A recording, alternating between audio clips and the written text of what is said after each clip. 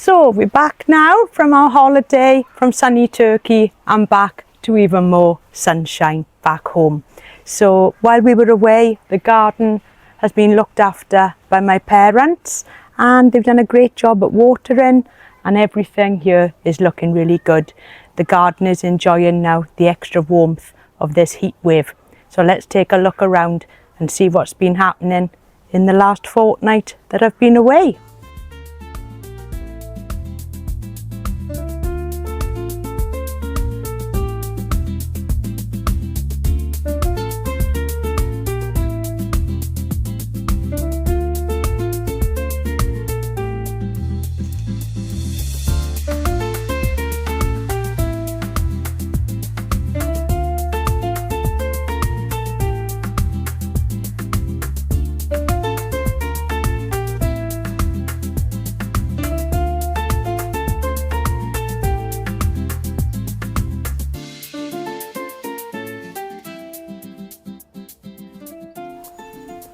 So the UK is in the middle of yet another heat wave. The sun is blazing today and it's going to be one of the hottest days so far. So once we arrived home, I rushed out straight into the garden and I just couldn't believe the amount of growth that we'd seen on some of these plants. So everything now is really racing away.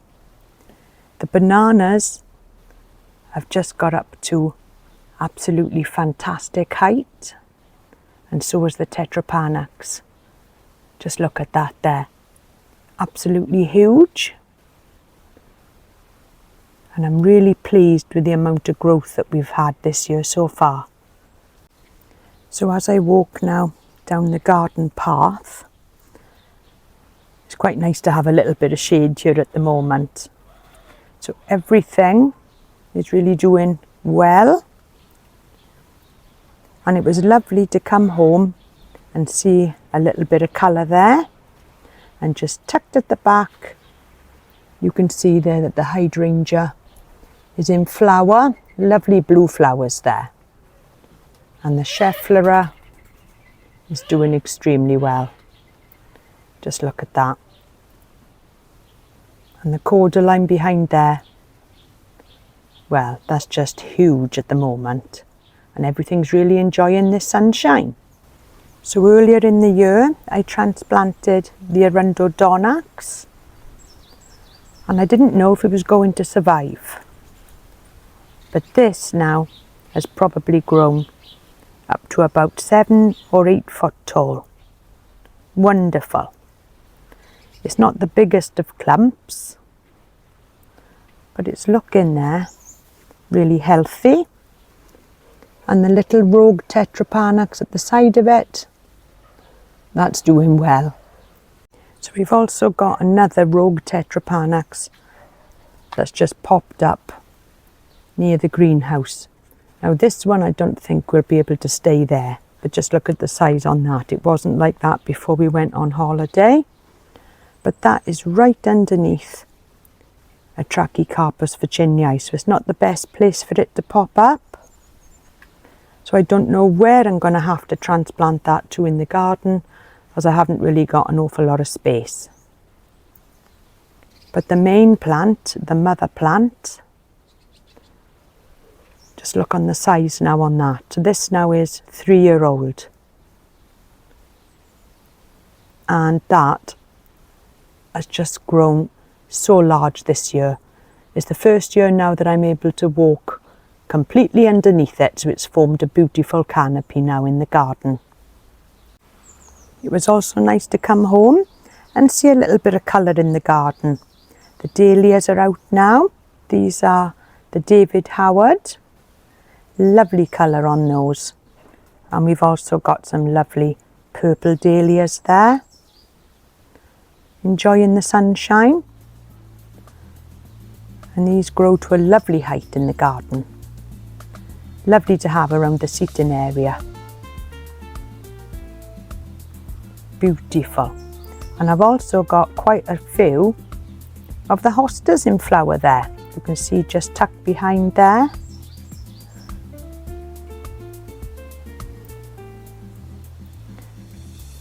Beautiful flowers there.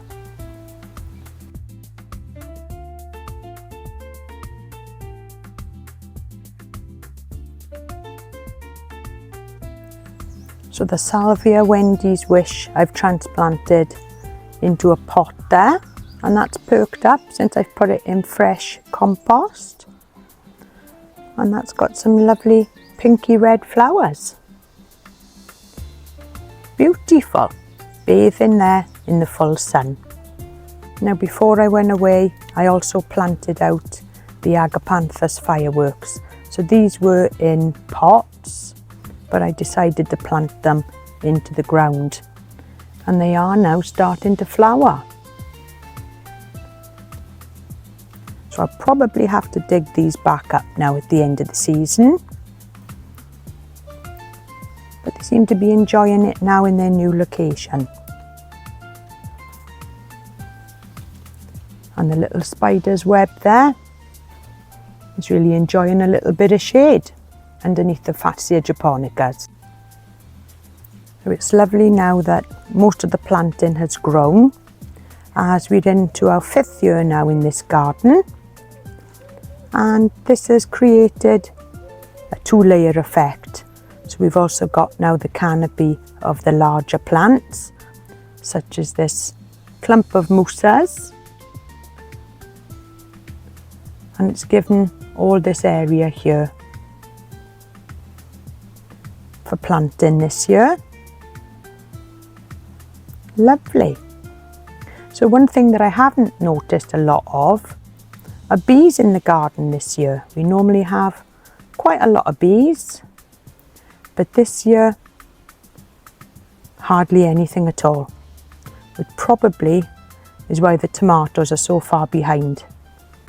Now the olive tree this year is doing really well. I don't really talk about the olive tree that much, but this was a tree bought from B&M, and since I've popped it into the ground, I think this has been in now about 2 years, maybe 3, but that has probably gone 4 times the size. So I don't do any care with that at all. I hardly water it, but it seems to enjoy it right in the centre of the garden. And the loquat tree is also doing well. That has definitely grown. Lovely leaves on that. Very stiff, leathery leaves. A beautiful plant in the tropical garden.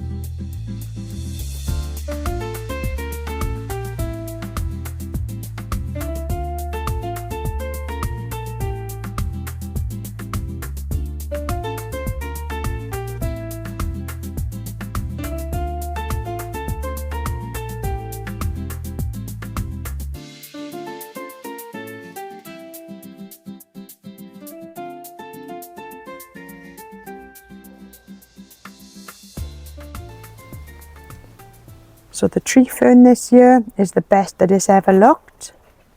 So this one is on a 2-foot trunk, but it's probably now about 2 meters across. So it's not in the most shady area of the garden, but it doesn't seem to mind. But I just make sure that I give this a good watering, especially in this weather. You can never water a tree fern too much, as they do like to be quite damp. But it doesn't seem to mind being in the full sun. But by the afternoon now, this will go in a little bit more shade. So the other tree fern that we've got in the garden, this one is a little bit smaller. So as you know, this one was bought only last year. This is a 3-foot trunk, and I didn't think that it was going to look as good as this, because this one in the garden centre was quite neglected, and we had this. We were very lucky to have it for half price. But a little bit of care, a little bit of protection through the winter, and plenty of water, because I think the garden centre had let it dry out really. But it's looking absolutely superb there.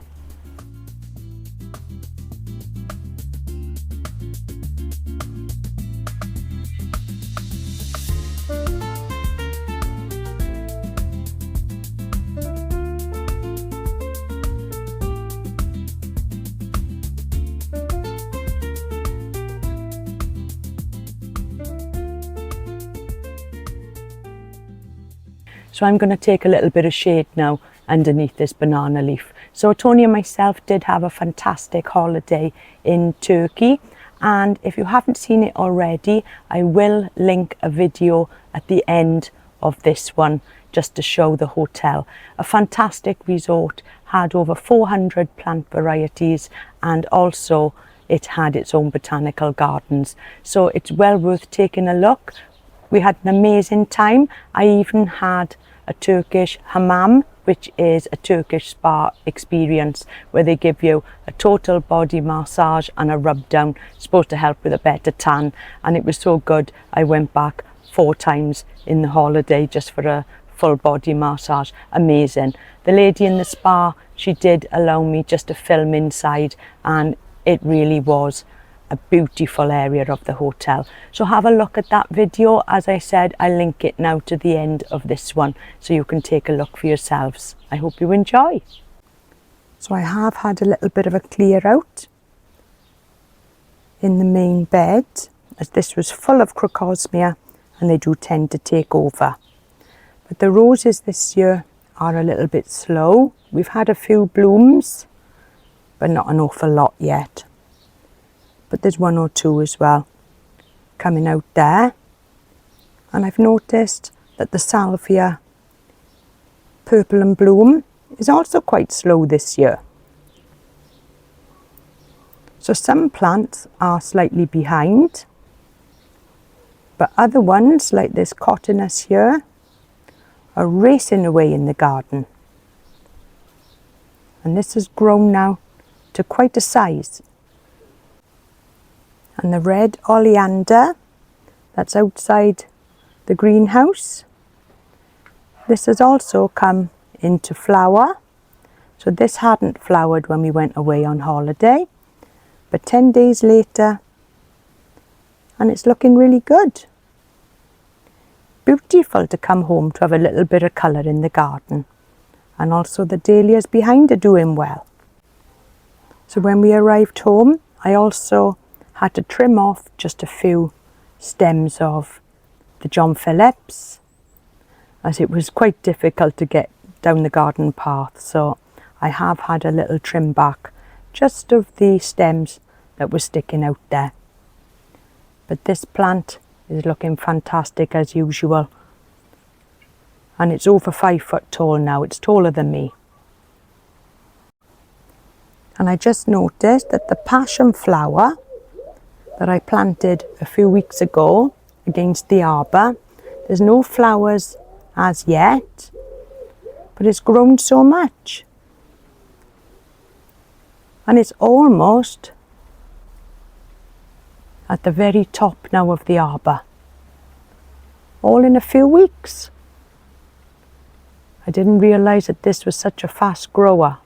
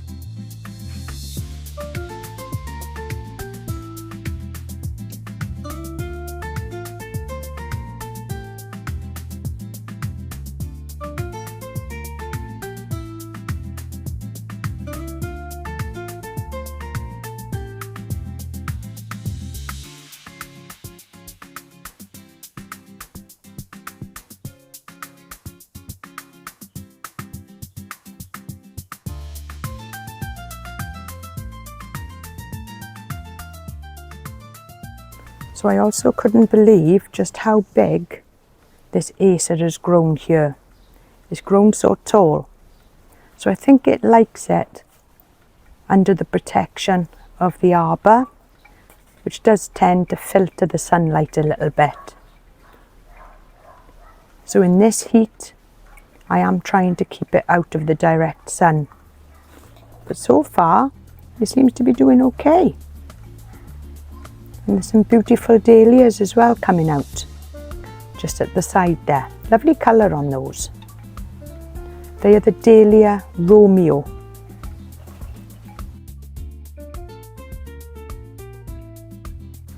And it was also nice to see that the canna that I bought before I went away has come out in a lovely red flower. And there's more to come there as well. Beautiful. And also the phormium that I potted up, I had to cut this back and I potted it into the pot a few weeks ago. That's coming back lovely. It really is growing well now. So coming down now to the bottom of the garden at the back of the greenhouse. You can see now that this is where we placed the water butt, and that now is all plumbed in. So we've got piping now from each guttering, and that is going into the water butt. So it'll be lovely now when it rains to have a little bit of water down this end of the garden. So I've also, if you remember, placed a little bit of a pathway here so we won't go tripping over that water butt anymore. Now, while we were away on holiday, my dad decided to have a look at the greenhouse guttering for us. Now, this has always been a problem because this greenhouse is underneath quite large conifers, and all of the debris from the trees falls into here and clogs it up. So now that it is attached to the water butt, we had to think of a way of stopping that from happening, of getting the leaves in here. So what my dad came up with was to place a little bit of metal gauze inside the guttering there to act as a barrier, so we can still clean out the guttering, but it'll stop now the debris from falling into that pipe there and going into the butt. So hopefully, I think that'll work now and solve the problem. So thank you so much for watching today, and I really hope you've enjoyed having a little look around the garden. If you haven't already, please like, comment and subscribe, as this really does help the channel out and helps the channel to grow.